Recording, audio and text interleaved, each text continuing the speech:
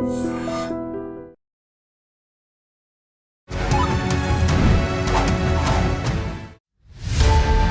అప్పు చేయడం, అప్పు తీర్చలేక ఐదర్ చచ్చిపోవడం లేదా చంపేయడం or very easy hands up IP పెట్టేశాను అని అనడం. మీరు జెన్యున్గా అప్లపాలు అయిపోయింది, కట్టలేని పరిస్థితి ఉంటే కోర్టుకు వెళ్ళి మీరు ఇన్సాల్వెన్స్ పిటిషన్ కానీ లేదా ఇంజంక్షన్ ఆర్డర్ కానీ.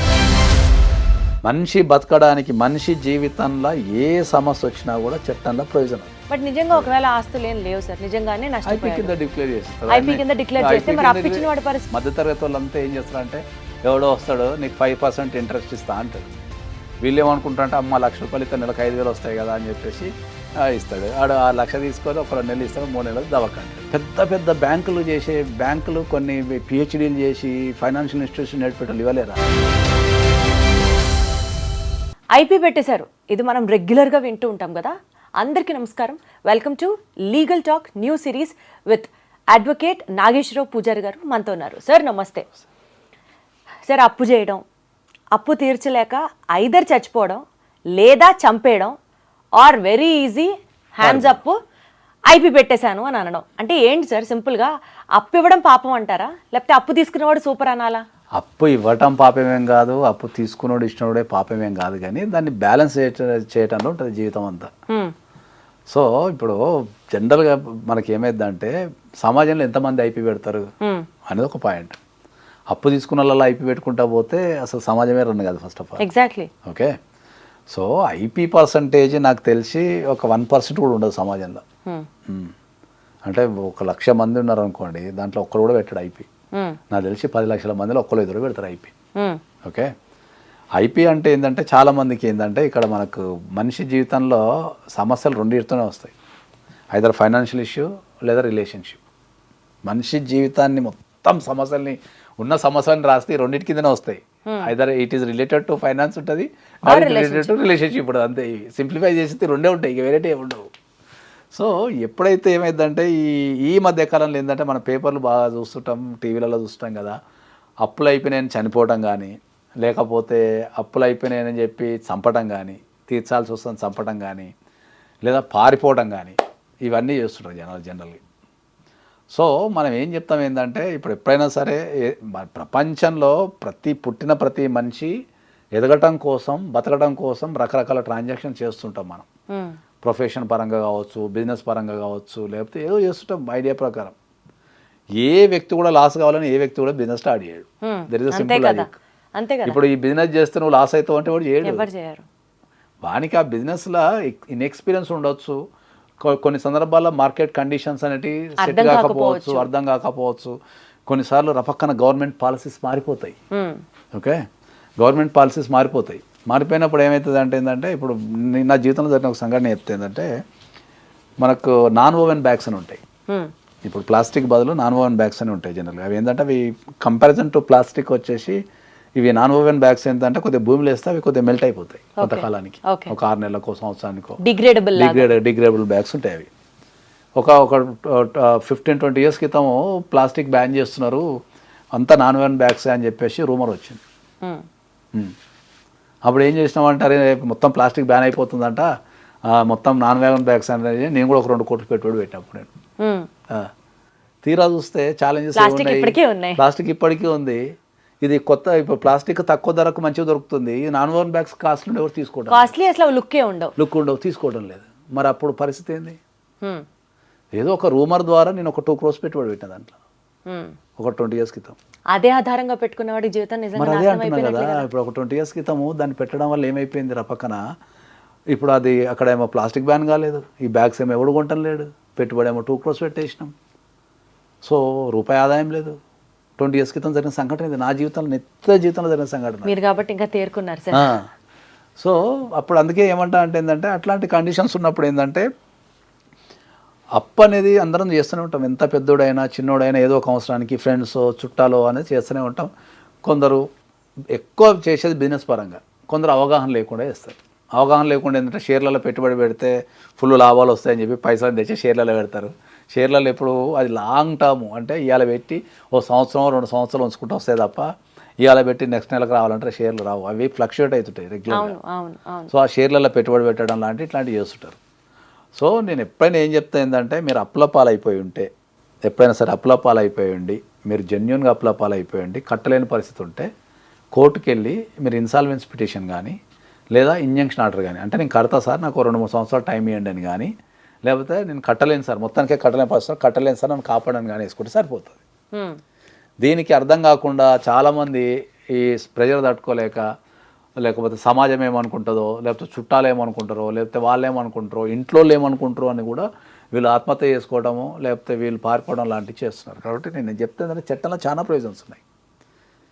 మనిషి బతకడానికి, మనిషి జీవితంలో ఏ సమస్య వచ్చినా కూడా చట్టంలో ప్రొవిజన్ ఉంది.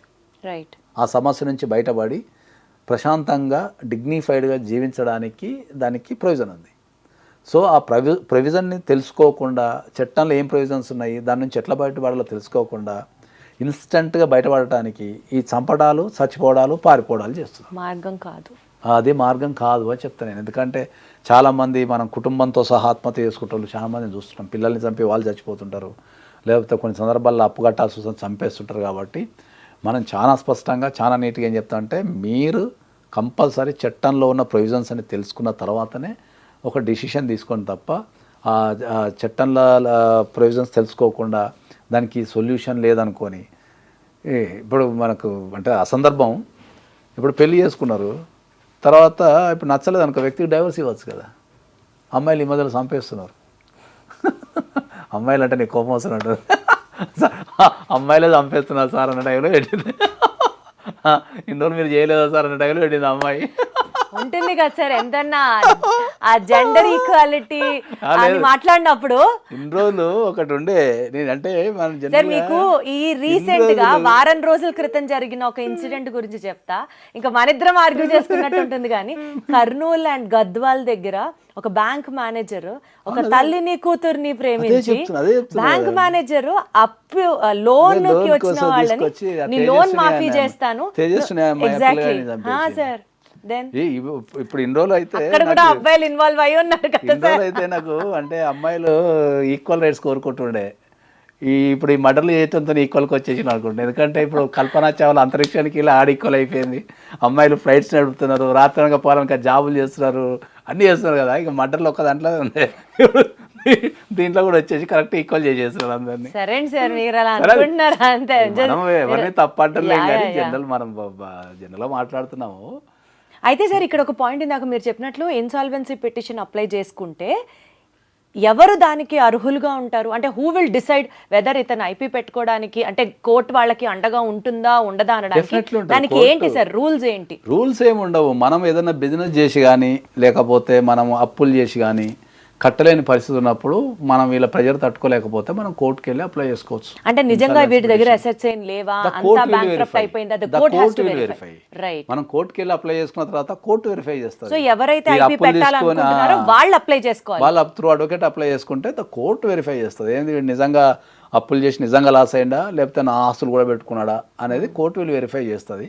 ఒకవేళ వాళ్ళ ఎంక్వైరీలో, కోర్టు ఎంక్వైరీలో కనుక నిజంగానే అప్పులు చేసి లాస్ అయిపోయాడు అనుకుంటే మాత్రం ఐపీ కింద డిక్లేర్ చేస్తుంది. ఆస్తులు అనుకో కొనడం తెలిస్తే ఆస్తులు గుంజుకొని మళ్ళీ అప్పులకు పనిచేస్తుంది. బట్ నిజంగా ఒకవేళ ఆస్తులు ఏం లేవు సార్, నిజంగానే ఐపీ కింద డిక్లేర్ చేస్తుంది. ఐపీ కింద డిక్లేర్ చేస్తే మరి అప్పిచ్చిన వాడి పరిస్థితి అంతే. ఇంకా అంతే, కొన్నిటికి సొల్యూషన్స్ ఉండవు. ఇంకా అప్పిచ్చే ముందే నువ్వు అన్ని చెక్ చేసుకొని మన ఆర్థిక పరిస్థితి ఎట్లున్నది. చాలా మంది అంటే నాకు అర్థమైంది ఏంటంటే సార్, అప్పిచ్చేవాడికి ఎంతైనా కొంచెం రిస్కే, రేపు 100% రిస్కే ఉంటుంది. ఎగ్జాక్ట్లీ. చాలా మంది అప్పులు భారతదేశంలో ఇచ్చే అప్పులలో ఇంట్రెస్ట్ కాశపడి, అధిక ఇంట్రెస్ట్ కాశపడి, లేకపోతే ఇన్స్టంట్ ఇన్కమ్ కాశపడి ఇస్తారు చాలా మంది. మధ్యతరగతి వాళ్ళంతా ఏం చేస్తారంటే, ఎవడో వస్తాడు నీకు 5% ఇంట్రెస్ట్ ఇస్తా అంటాడు. వీళ్ళు ఏమనుకుంటారంటే అమ్మ ₹1,00,000 ఇస్తే నెలకు 5,000 వస్తాయి కదా అని చెప్పేసి ఇస్తాడు. ఆడు ఆ 1,00,000 తీసుకొని ఒక 2 నెలలు ఇస్తాడు, 3 నెలలు దవక అంటాడు. లేదంటే నువ్వు 1,00,000 అసలు పోతుంది. ఎందుకంటే ఇప్పుడు ఒకవేళ వీళ్ళకి చిన్న జీవితం అంటే, జీవితం is not a rocket science. Right sir. Simple logics ఏంటంటే, ఎక్కడన్నా ఈ ప్రపంచంలో 5,000 ఇవ్వగలిగే శక్తి అనుకుంటే, పెద్ద పెద్ద బ్యాంకులు కొన్ని పిహెచ్డీలు చేసి ఫైనాన్షియల్ ఇన్స్టిట్యూషన్ నడిపేటోళ్ళు ఇవ్వలేరా? బ్యాంక్ ఎందుకు 50 పైసలు ఇస్తుంది? ఎందుకంటే ఇది 100% సేఫ్ సెక్యూరిటీ. అంటే ఇంతకుమించి రిస్క్ తీసుకోలేం. నువ్వు 1% దాటింది అంటే నేనైతే రిస్క్ అని చెప్తాను డైరెక్ట్. ఆ చుట్టుపక్కల కూడా వెళ్ళొద్దని చెప్తాను. దాని బదులు ఉన్న పైసలు ఏదో బ్యాంకులో వేసుకొని తిని పండుకో అని చెప్తాను. కానీ ఇప్పుడు మీరు చెప్పినట్లు నిజంగా ఐపీ పెట్టాడు అనుకోండి సార్, ఆ ₹10 ఇంట్రెస్ట్ వేసిన వాడికి డబ్బులు రావు, 5% ఇంట్రెస్ట్ ఉన్న వాడికి డబ్బులు రావు. అదే చెప్తున్నా నేను. ట్రాన్సాక్షన్స్ అనేవి చాలా జాగ్రత్తగా చేసుకోమని చెప్తున్నా. సరే ఇప్పుడు ఐపీ కోర్టు డిక్లేర్ చేసింది అనుకోండి, సో అతను ఇంకా ఎవరికి అప్పులు తీర్చాల్సిన అవసరం లేదు.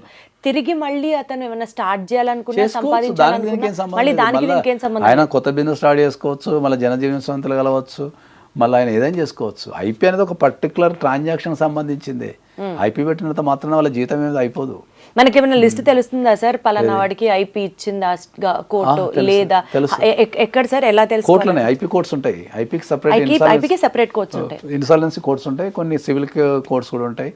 మనం కేసు వేస్తే నెంబర్ వస్తుంది, దాని ప్రొసీడింగ్స్ తెలుస్తాయి, పార్టీస్ ఎంతమంది ఉన్నారు ఏమన్నా మొత్తం తెలుస్తుంది దానికి. Right sir, thank you so much. Right.